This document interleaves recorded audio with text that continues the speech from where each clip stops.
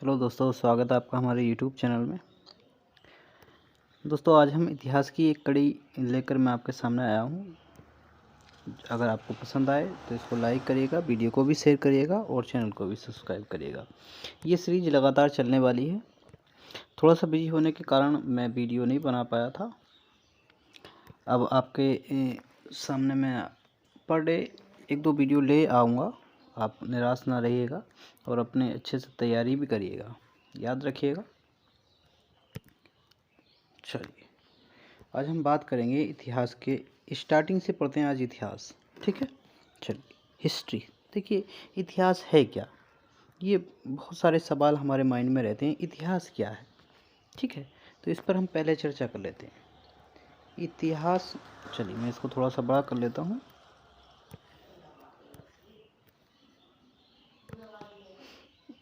इतिहास क्या है, ठीक है लाडलो, इस पर चर्चा करेंगे। इतिहास क्या है? इतिहास कहते किसे हैं, ठीक है। ये बहुत अच्छा पॉइंट है और ये ज़्यादातर सभी के दिमाग में, यार ये है क्या, इतिहास क्या है, ठीक है। तो देखिए, जिसमें अतीत का अध्ययन किया जाए, यानी अतीत का जो अध्ययन है,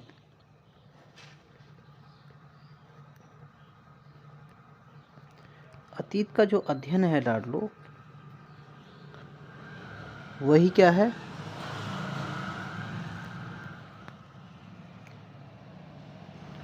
अतीत का अध्ययन, चलिए यहाँ पे का मिस है, सॉरी। अतीत का अध्ययन, अतीत का अध्ययन ही क्या कहलाता है? इतिहास कहलाता है। ये याद रखिए, अतीत का अध्ययन ही इतिहास कहलाता है, ये याद रखिएगा।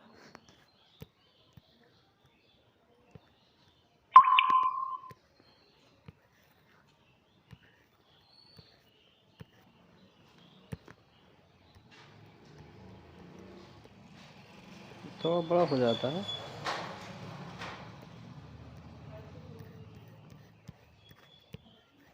ठीक है, याद रखेंगे, ठीक है। चलिए, अब चलते हैं हम अपने पेज पे, इतिहास पर, ठीक। तो हमें पता लग गया, अतीत का अध्ययन ही क्या कहलाता है? इतिहास कहलाता है। और इतिहास को हमने 3 कालखंडों में बांटा है। इतिहास को लाडलो हमने कितने कालखंडों में बांटा है? 3। सबसे पहला प्रागैतिहासिक काल, दूसरा आधैतिहासिक काल, और चौथा जो हम इतिहास पढ़ते हैं यानी ऐतिहासिक काल, ठीक है। इसमें हमारा प्राचीन काल, मध्य काल और आधुनिक काल देखने को मिलता है। प्रागैतिहासिक काल से बहुत कम क्वेश्चन पूछ लिए जाते हैं, लेकिन आपकी जानकारी में रहना चाहिए कि प्रागैतिहासिक काल भी क्या है, ठीक है, पता होना चाहिए। ऐसा काल, प्रागैतिहासिक काल के बारे में अगर देखें, ऐसा काल जिसकी कोई लिखित जानकारी ना मिली हो, ठीक है, जिसमें लिखित जानकारी ना हो। ये आप याद रखेंगे पॉइंट, लिखित जानकारी ना हो, जिसमें कोई भी लिखित जानकारी ना हो, वो इतिहास कैसा होगा? प्रागैतिहासिक काल होगा। अब प्रागैतिहासिक काल को हम स्टोन एज भी कहते हैं। इसका दूसरा नाम स्टोन एज भी है। स्टोन एज मतलब पाषाण काल, याद रखेंगे। स्टोन एज मतलब पाषाण काल, याद रखेंगे, ठीक है। अगर बात करें प्रागैतिहासिक काल के जनक की, अगर हम बात करें लाडलो, जनक अगर हम देखें जनक, तो इनके जो जनक थे वो थे रॉबर्ट ब्रूसफुट, ठीक है, याद रखेंगे सभी, रॉबर्ट ब्रूसफुट। अगर आप पढ़ रहे हैं ना तो कॉपी पेन लेके बैठ जाइएगा, थोड़ा सा मेरे नाम से जो मैं बोल रहा हूँ उसी से थोड़ा सा आप लिख भी लीजिएगा, ताकि आपका नोट्स बन जाए। बाकी मैं आपको पीडीएफ प्रोवाइड करवा दूंगा, ठीक है, आप मुझे मैसेज कर सकते हैं पीडीएफ के लिए। बाकी वीडियो के डिस्क्रिप्शन में आपको लिंक मिल जाएगा इसकी पीडीएफ का, ठीक है, आप वहाँ से भी डाउनलोड कर सकते हैं। रॉबर्ट ब्रूसफुट, यहाँ से आपको ये इनके जनक कहे जाते हैं। देखिए, जब भी पाषाण काल की बात चलती है, जब भी हम इस कालखंड को देखते हैं तो हमारे माइंड में बहुत सारे सवाल आ जाते हैं। बोले यार, इसकी जानकारी कैसे प्राप्त हुई, कैसे हमें पता लगा ये क्या है क्या नहीं है? तो आपको मैं थोड़ी सी जानकारी अलग से देना चाहता हूँ। देखिए, लगभग 1861 की बात है। 1861 1861 में एक अंग्रेज आता है जिसका नाम होता है अलेक्जेंडर।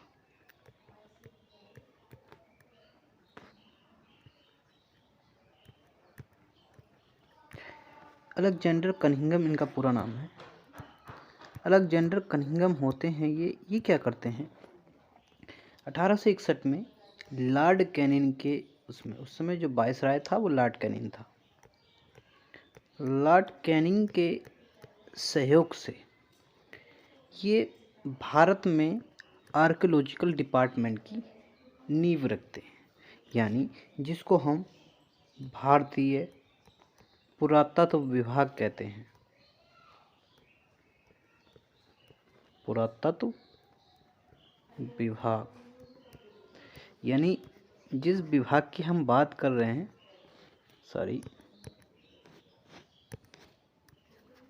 विभाग, ठीक है, जिस विभाग की हम बात कर रहे हैं भारतीय पुरातत्व विभाग, इस विभाग की हम बात कर रहे हैं, तो इस विभाग की नींव किसने रखी है, अलेक्जेंडर कनिंघम ने। याद रखेंगे, इस विभाग की नींव किसने रखी है, अलेक्जेंडर कनिंघम। और कब रखी है, 1861। ये क्वेश्चन पूछ लिया गया, रिपीट हो चुका है ये, कि भारतीय पुरातात्विक सर्वेक्षण विभाग के पिता कौन है, ये पूछ लिया है, father of archaeologic survey of India.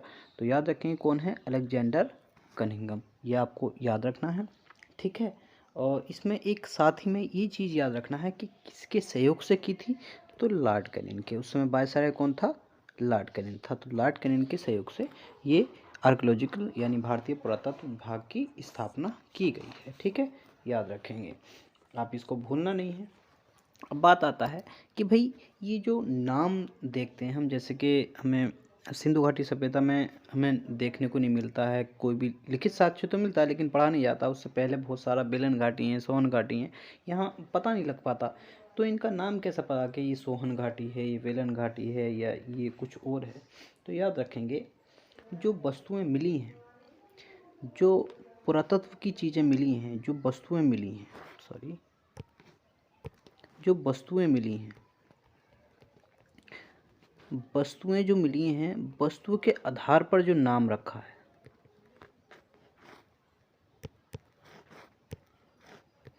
वस्तुओं के आधार पर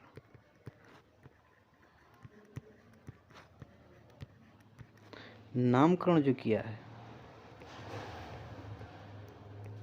वस्तुओं के आधार पर जो नामकरण किया है लाडलो, वो किसने किया है। ये क्वेश्चन कई बार पूछ लिया गया है कि भाई ये बताइए, भारत में जो वस्तुओं के आधार पर जो नामकरण किया है वो किसने किया है, तो उनका नाम है जॉन ब्रूस लाडलो। याद रखेंगे, जॉन ब्रूस, यानी ये ऐसे व्यक्ति थे जो भी वस्तु देखते थे उसके आधार पर, वो जैसी बनावट होती थी उसके आधार पर उस वस्तु का यानी उस जगह का नामकरण कर देते थे। तो आपको ये एक दो पॉइंट था जो मोस्ट था, तो मैंने आपके लिए बता दिया है, ठीक है, याद रखेंगे।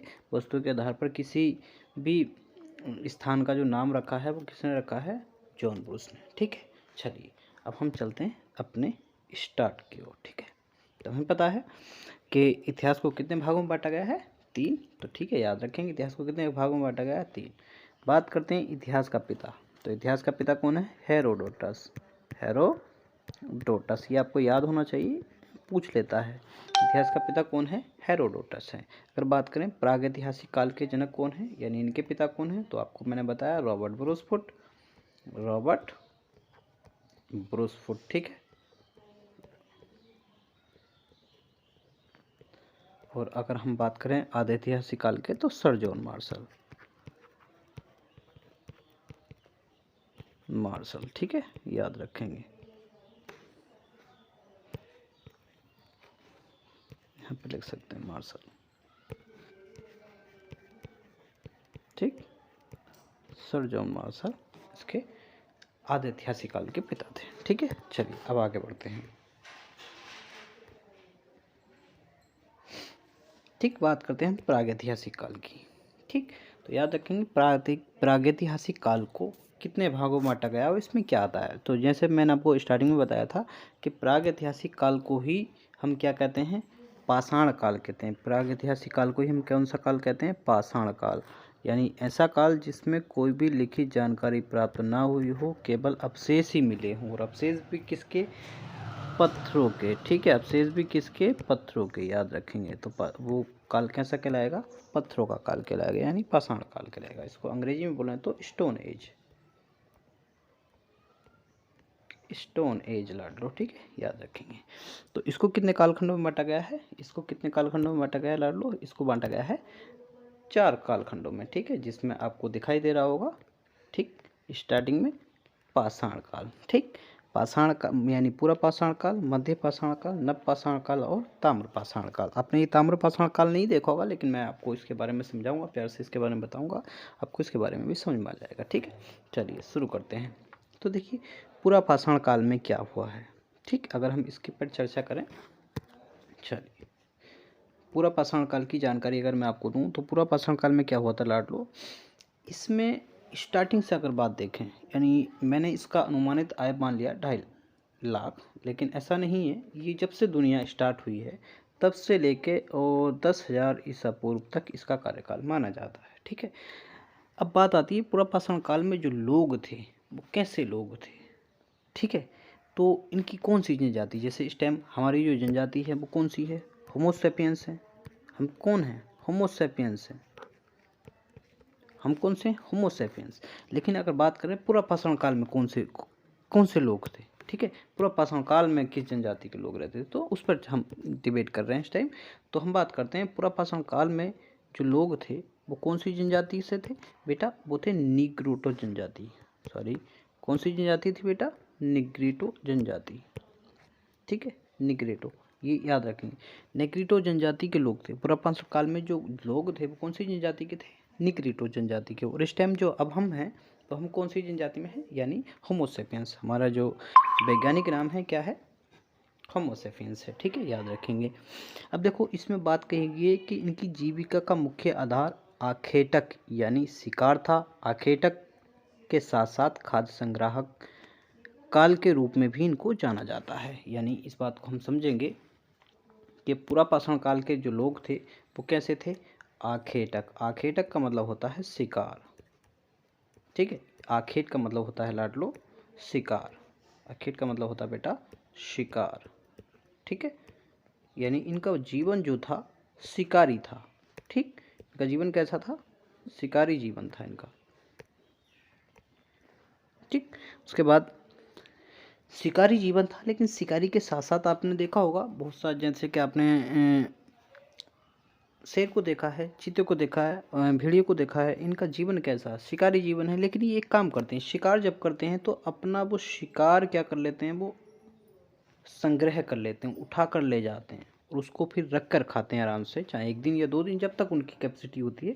तो यानी उस समय का मानव भी क्या करता था? अपना खाद्य संग्रह करता था और एक जगह तो टिकता नहीं था, इधर से उधर, जहाँ का भोजन खत्म वहाँ से छोड़कर दूसरी जगह चले जाते थे, ठीक है। और इस काल में एक सबसे महत्वपूर्ण जो चीज़ है वह है आग की खोज, ठीक है। अब आग की खोज के विषय में अगर आता है तो आग की खोज कैसे हुई, इस पर मैं आपको एक वीडियो बनाकर डाल दूंगा। लेकिन अभी हाल फिलहाल में इतना याद रखिएगा कि पूरा पाषाण काल में ही किसकी खोज हुई है? आग की खोज हुई है। पूरा पाषाण काल में ही किसकी खोज हुई है?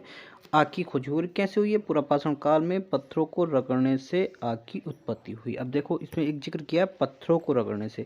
अब ये पत्थर कौन सा था? इस पत्थर का नाम है बेटा चकनस पत्थर। चकनस पत्थर, ठीक है बेटा, कौन सा पत्थर था ये? चकनस पत्थर था, याद रखेंगे।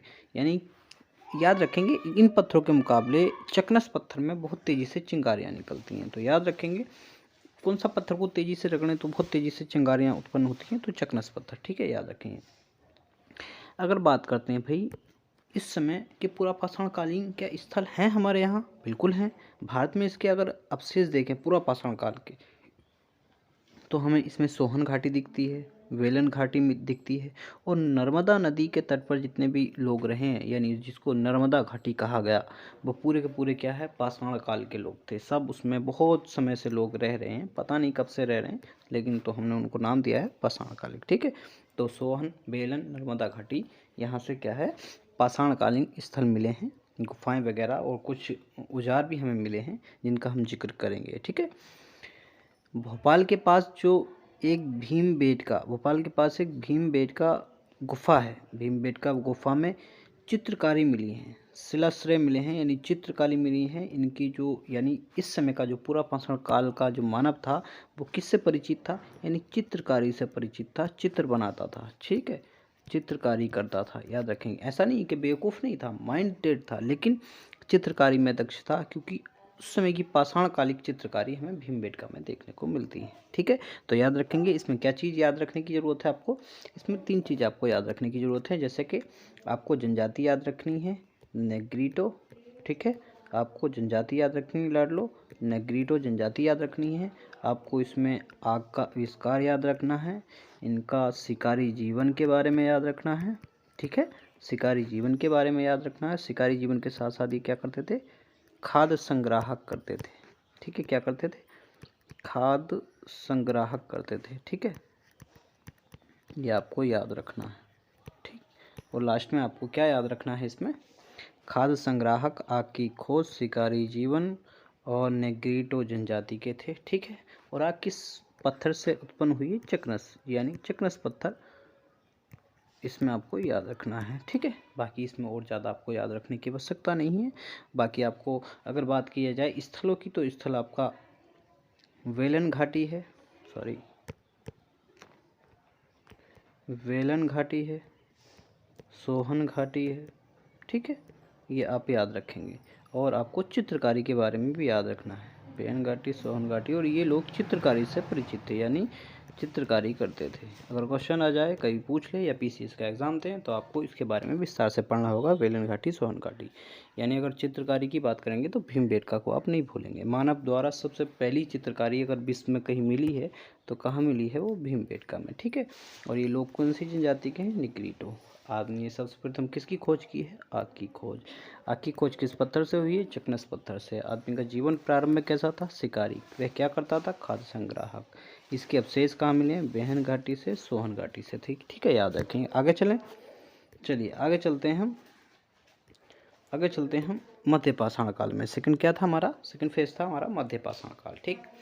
तो याद रखेंगे मध्य पाषाण काल में। और हाँ, पीछे एक चीज़ और आपके लिए याद रखने की आवश्यकता है, इस समय के जो मानव के जो हथियार थे, इस समय के जो मानव के जो हथियार थे वो बड़े बड़े थे। हथियार कैसे थे इनके, बड़े, ये आपको याद रखना है। हथियार कैसे हैं, यहाँ बड़े बड़े हथियार हैं, ये आपको ध्यान रखना है, बड़े बड़े हथियार हैं, ठीक। चलिए, हाँ, ये आ गया मध्य पाषाण काल। मध्य पाषाण काल की बात करते हैं तो मध्य पाषाण काल का जो कार्यकाल है वो 10,000 से 8,000 ईसा पूर्व तक है, ठीक। मध्य पाषाण काल के अगर विषय में जानकारी की बात करते हैं तो सर्वप्रथम जो जानकारी दी थी वो CL काइल ने दी थी, ठीक है। सर्वप्रथम जानकारी किसने दी थी, CL काइल ने दी थी। मध्य पाषाण काल में पत्थर के बहुत छोटे औजार होते थे, ठीक है। यानी मध्य पाषाण काल में क्या हो गया, जो बड़े बड़े हथियार थे अब वो कैसे हो गए हैं, छोटे हो गए हैं। अब हथियार कैसे हो गए, छोटे हो गए। इन छोटे होने को इनके जो औजार हैं वो छोटे होने पर इनको माइक्रोलिथ के भी नाम से जाना जाता है, माइक्रोलिथ। याद रखेंगे, ये क्वेश्चन कई बार रिपीट हो चुका है। मध्य पाषाण काल को किस अन्य नाम से भी जाना जाता है, तो माइक्रो मतलब छोटा, माइक्रोलिथ छोटे हथियार, ठीक है। तो छोटे हथियार किस काल में हो गए थे मानव के, मध्य पाषाण काल में, ये आप याद रखेंगे, माइक्रोलिथ, ठीक। तो इनकी सबसे बड़ी उपलब्धि क्या थी कि इन्होंने अपने हथियार जो थे वो कैसे कर लिए थे, अपने औजार कैसे कर लिए थे, छोटे कर लिए थे, ठीक है। प्रमुख औजार, इनके प्रमुख औजार जो होते फलक, खुरचन, उत्कीर्ण, चंद्राकार, त्रिभुजाकार, बेदनी जैसी सूक्ष्म पाषाण काल उपकरण हो गए थे। अगर आपको देखना चाहें तो आपको मैं दिखा देता हूँ, एक मिनट, ऐसे नेट से पहुँच जाएंगे हम। देखिए कैसे हम निकाल सकते हैं, मैं आपको गूगल से देखो निकाल देता हूँ। पाषाण काल में, पाषाण काल के ये जो खुरचन वगैरह होती हैं इनकी किस टाइप से होती हैं, देखिए ये आपको दिख रहा होगा थोड़ा सा, मैं आपको इसको डाउनलोड कर लेता हूँ, डाउनलोड करके दिखा देते हैं। चलिए आपको दिख रहा होगा, फिर भी देखिए ये बेदनी, खुरचन वगैरह ये सब इस टाइप के ये औजार होते थे। पहले जो थे ये बड़े बड़े औजार होते थे पाषाण काल में, लेकिन उसके बाद क्या हुआ, ये बहुत छोटे औजार कर लिए इन लोगों ने, ठीक है। तो याद रखेंगे ये सभी इसमें फलक हैं, जैसे फलक हैं, खुरचन हैं, उत्कर्ण हैं, चंद्राकार हैं, ये सब कैसे औजार हो गए, इनके छोटे औजार हो गए, ठीक है। मध्यपाषाण काल में सबसे प्रमुख जो मुझे भी प्रभावित करती है वो एक इनकी ये सिस्टम प्रक्रिया, यानी ये जो अंत्योष्टि कार्यक्रम की शुरुआत की है। यानी आज जो सब एक धर्मों में एक अलग अलग प्रक्रिया से अंत्योष्टि कार्यक्रम किया जाता है, यानी अंतिम संस्कार जिसको हम बोलते हैं। जैसे कि मुस्लिमों में दफनाया जाता है और हिंदू परंपरा में उसको जलाया जाता है, और बहुत सारी अनेक अपनी अपनी धार्मिक परंपराओं के अनुसार अंतिम संस्कार करते हैं। ठीक है, तो यानी इस काल में आदमी थोड़ा सा सभ्य हो रहा है कि वो अपने आप को यानी इतना संस्कार बना रहा है कि वो अपने अंतिम संस्कार, जो अंतिम संस्कार है, याद रखेंगे, अंतिम जो संस्कार है वो 16 संस्कारों में आता है। तो अंतिम संस्कार की शुरुआत किस काल से हो गई? यानी आज जो हमारी अलग अलग प्रक्रिया हैं उसकी शुरुआत कौन से काल में हो गई है? याद रखेंगे, तो मध्यपाषाण काल में। किस काल में हो गई लाडलो? मध्यपाषाण काल में। अगर बात करें हम इनके जो प्रमुख स्थल हैं वो कहाँ हैं, इनके प्रमुख स्थल जो हैं वो कहाँ हैं, तो देखिए देखेंगे बागौर राजस्थान में, और सराय नहर है ये यूपी में पड़ता है, महादा आपका यूपी में पड़ता है, आदमगढ़ ये मध्य प्रदेश में पड़ता है, और जल्लाहली ये पड़ता है कर्नाटक में। ठीक है, याद रखेंगे। तो ये प्रमुख इसके जो स्थल थे, इसको हम रिपीट करें तो याद रखेंगे। मध्यपाषाण काल में आपको क्या याद रखना है? छोटे हथियार याद रखने हैं। ठीक है, क्या याद रखना है इसमें? छोटे हथियार, ये छोटे औजार,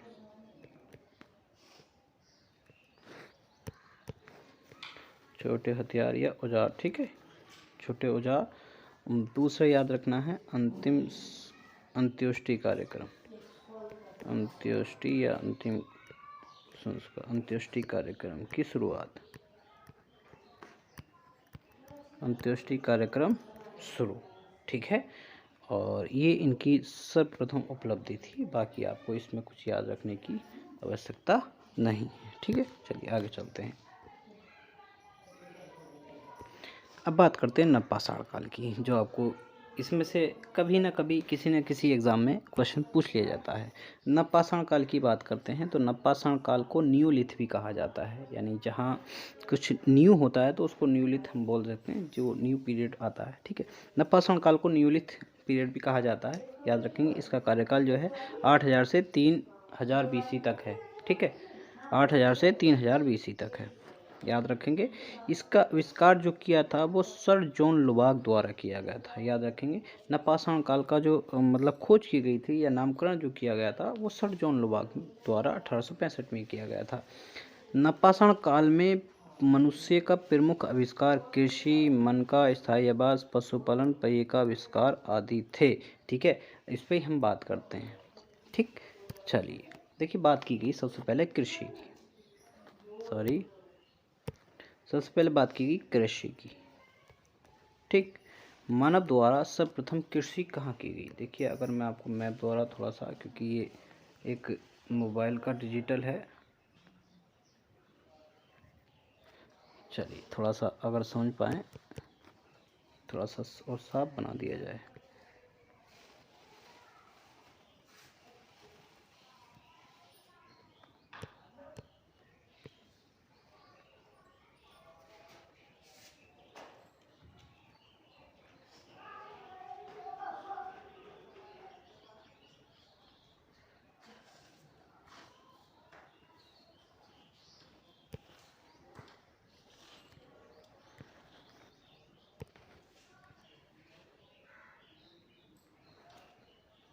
चलिए थोड़ा सा मान लीजिएगा आप, और ये आपका पाकिस्तान आता है। ठीक, चलिए देखिए, हम आपको बता रहे हैं यहाँ पे एक स्थान पड़ता है मेहरगढ़। ठीक है, यहाँ पे एक स्थान पड़ता है मेहरगढ़। सर्वप्रथम मेहरगढ़ से ही कृषि के साक्ष्य प्राप्त हुए। याद रखेंगे, सर्वप्रथम मेहरगढ़ से ही कृषि के साक्ष्य प्राप्त हुए हैं। और कृषि जो यहाँ पर की गई है, याद रखेंगे, कृषि जो यहाँ पर की गई है वो की गई है गेहूँ की। कृषि जो यहाँ पर की गई है वो किसकी की गई है? गेहूँ की कृषि की गई है। सर्वप्रथम अगर किसी की खेती की गई है, गेहूँ की गई है। उसके बाद बहुत सारी अन्य फसलों का नाम आता है। ठीक है, कहीं कहीं पर किताबों में जौ लिखा हुआ होता है पहले, कहीं कहीं किताबों में गेहूँ लिखा हुआ होता है। तो याद रखेंगे प्रारंभ में स्टार्टिंग में गेहूँ की खेती सर्वप्रथम मेहरगढ़ से इसके साक्ष्य मिलते हैं। अब जैसे गेहूँ उत्पाद किया व्यक्ति ने, याद रखेंगे जब गेहूँ यानी कृषि का प्रारंभ होता है, ठीक है, तो देखेंगे सर्वप्रथम क्या की है मानव द्वारा, कृषि किया गया। तो देखिए जब कृषि करेगा तो खेती करने के लिए ऐसा तो है नहीं कि इधर उधर करेगा, घुमक्कड़ जीवन रखेगा, नहीं, अपने आप को क्या बनाना पड़ेगा, उसे स्थायी बनाना पड़ेगा। यानी वो उसको अपने रहने का एक जगह रहने का स्थान ढूंढना होगा, अपने आप को कुछ प्रोटेक्ट करने के लिए एक स्थान पर रहना होगा। तो इसमें अपने आप को क्या किया, कृषि करना प्रारंभ किया और फिर कृषि के साथ साथ अपने आप को क्या किया, स्थायी किया। जब अपने आप को स्थायी करेगा तो अपने प्रोटेक्ट के लिए यानी अपने प्रोटेक्शन के लिए क्या करेगा, किसी न किसी पालतू को यानी किसी न किसी जानवर को पालतू बनाएगा। तो पालतू बनाया जानवर यहाँ पे आ जाता है, जो पालतू जानवर या पशु कह सकते हैं हम, पालतू पशु जो आएगा लाडलो, पालतू पशु जो देखने को मिलेगा वो कहाँ मिला, वो कुत्ता मिला, कुत्ता, ठीक है। और स्थायी आवास भी कहाँ मिले, स्टार्टिंग में मेहरगढ़, उसके बाद बहुत जगह हमें स्थायी चीज़ देखने को मिली है। कृषि भी हमें कहाँ से मिली है, ये भी हमें मेहरगढ़ से देखने को मिली है, ठीक है। तो पालतू पशु बनाएगा, और पालतू पशु किसको बनाया, कुत्ते को, ठीक है। उसके बाद क्या करेगा मानव, उसके बाद मानव ने क्या किया, पहिए का आविष्कार किया, ठीक है, पहिया बनाया। और पहिया बनाने के साथ साथ उसने मनका बनाया, क्योंकि कृषि कर रहा है, मनके का मतलब यहाँ पे घड़ा है, ठीक है, घड़ा बनाया। जब घड़ा बनाएगा, घड़े के साथ साथ वो क्या करेगा, ठीक है, याद रखेंगे, यानी खेती से देखो एक कृषि ने ही, केवल कृषि ने, याद रखेंगे, एक केवल कृषि ने उनकी कैसे स्थिति बदल दी है। देखिए कृषि करेगा तो स्थायी रहना पड़ेगा, स्थायी रहना पड़ेगा तो प्रोटेक्शन के लिए यानी किसी जानवर को भी पालतू बनाएगा, उसने पालतू बनाया। उसके बाद क्या किया, उसने पहिए का आविष्कार किया है, क्योंकि ये जब कृषि करेगा तो उसको अनाज को ले जाने के लिए कहीं ना कहीं तो कुछ प्रयोग करेगा ना घर के लिए, तो उसने पहिए को बनाया। पहिए के साथ साथ अनाज रखना है तो उसने क्या बनाया, मन का बनाया, ठीक है। तो इस प्रकार से ये व्यवस्था क्या हो गई, एक स्थायी की तरफ जाने लगे हैं। यानी अभी आदि मानव थे, आखेटक जीवन था, शिकारी जीवन था, पता नहीं है कहाँ जाना है कहाँ नहीं जाना है, लेकिन अब क्या है, अपने आप को प्रोटेक्ट करने लगे हैं। अपने आप को क्या करने लगे हैं, प्रोटेक्ट करने लगे हैं। क्यों करने लगे हैं प्रोटेक्ट, क्योंकि मानव खेती करना सीख गया है, कृषि में उसकी रुचि आ गई है, ठीक है। उससे पहले कृषि में नहीं थी, उससे पहले आखिरतक शिकारी जीवन, मांस खाना उसका काम था, लेकिन अब क्या है, उसका कृषि में रुझान होने लगा है, ठीक है। चलिए आगे देखते हैं अब क्या होता है, ठीक। अब देखिए हम पढ़ते हैं, अगला सेशन है हमारा ताम्रपाषाण काल। देखिए ताम्रपाषाण काल कोई आपके लिए इतना इम्पोर्टेंट नहीं है, बस इसमें पूछ लेता है ताम्रपाषाण काल के बारे में, ठीक है। ताम्रपाषाण काल के बारे में बस थोड़ा सा पूछ लेता है, ठीक है, याद रखेंगे। देखिए ताम्रपाषाण काल का अगर कार्यकाल की बात करते हैं लाडलो, हम कार्यकाल की बात करते हैं तो ये 3000 BC से माना जाता है, 3000 BC से 1500 BC तक। 1500 BC में क्या होता है, वैदिक पीरियड आ जाता है, और वैदिक पीरियड आ जाता है तो तांबे का बहुत कम उपयोग होता है, क्योंकि ग्रामीण सभ्यता आ जाती है, यहाँ पे सभ्यता खत्म हो जाती है। लेकिन ताम्रपाषाण काल ही एक ऐसा काल रहा है जिसके बल पर एक नई सभ्यता जन्म लेती है, जिसका नाम आता है सिंधु घाटी सभ्यता। ये याद रखेंगे, सिंधु घाटी सभ्यता, ये आप याद रखेंगे। ये इस सभ्यता की ही देन थी, यानी इस काल की ही देन थी जो इतनी बड़ी सभ्यता जन्मी, ठीक, याद रखेंगे। तो ताम्रपाषाण काल के बारे में एक दो पॉइंट याद रखने की जरूरत है, ठीक है। तो इसकी रीडिंग करके देखते हैं। ताम्रपाषाण युग या तांबा युग, यह नव पाषाण युग के बाद शुरू होता है, लगभग 3000, जैसे मैंने बताया 1500 ईसा पूर्व तक के आसपास ही इसे कांस्य युग का ही एक भाग माना जाता है। इस काल में मनुष्य पत्थर के औजार से तांबे के औजार उपयोग करने लगा था, ठीक है, याद रखेंगे। यानी ताम्रपाषाण काल ही क्या है, एक कांस्य युगीन है, जिसके बल पर एक नई सभ्यता ने जन्म लिया, ठीक है, याद रखेंगे। वो सभ्यता कौन सी थी, सिंधु घाटी सभ्यता। और इसमें ही प्रथम नगरीकरण हमें देखने को मिलता है, प्रथम नगरीकरण।